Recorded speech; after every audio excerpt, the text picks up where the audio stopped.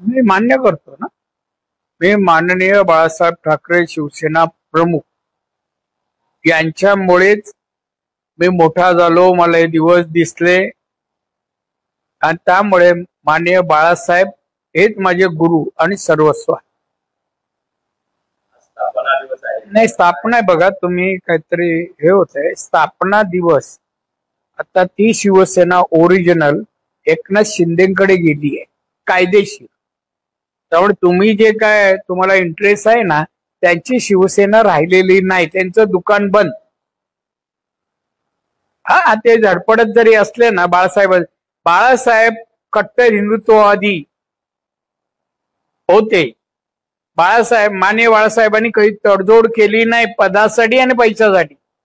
या लोकांनी पदासाठी तडजोड केली तेव्हा ना माननीय बाळासाहेबांची आयडिओलॉजी विचारधारा यांनी सांभाळली आणि आजही सांभाळत नाही. आणि शिवसेना तर एकनाथ शिंदेकडे गेली आहे, त्यामुळे यांचं कसलं वर्धक. मी सन्माननीय एकनाथ शिंदे उपमुख्यमंत्री, माजी मुख्यमंत्री, शिवसेनेचे प्रमुख म्हणून मी त्यांचं अभिनंदन करतो. वर्धापन दिनानिमित्त शुभेच्छा देतो. एकनाथ शिंदे.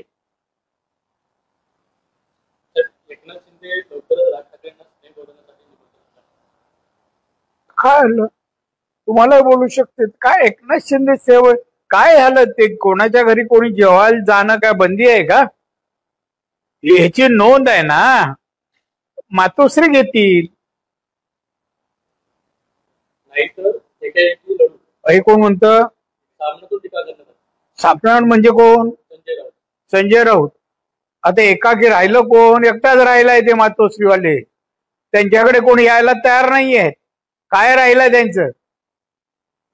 मला वाटतं मीडियाला अन्य विषय नाही, महाराष्ट्रातील जनतेचे, शेतकऱ्यांचे, कामगारांचे, बेकारीचे, सिंधुदुर्ग जिल्ह्याच्या सर्व हे नाहीयेत. अरे आम्हाला काय पडलं? उद्धव ठाकरे मुख्यमंत्री होते, ते काय केलंय? काय दिलं नाही एक पैसा. आणि त्याच्याकडून महाराष्ट्राचं कोणतंही भवितव्य घडणार नाही.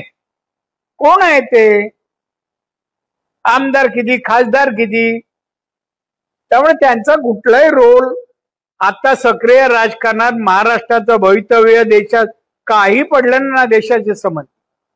ते वय फक्त त्यांचं लक्ष मुंबई महानगरपालिका 26 वर्ष दुकान मांडलं आणि जेवढं भ्रष्टाचार करायचं केलं महानगरपालिका.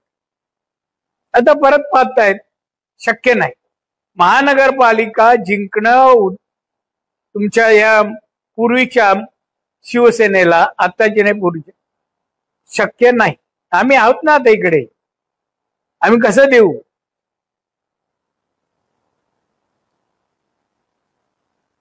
मी मान्य करतो ना.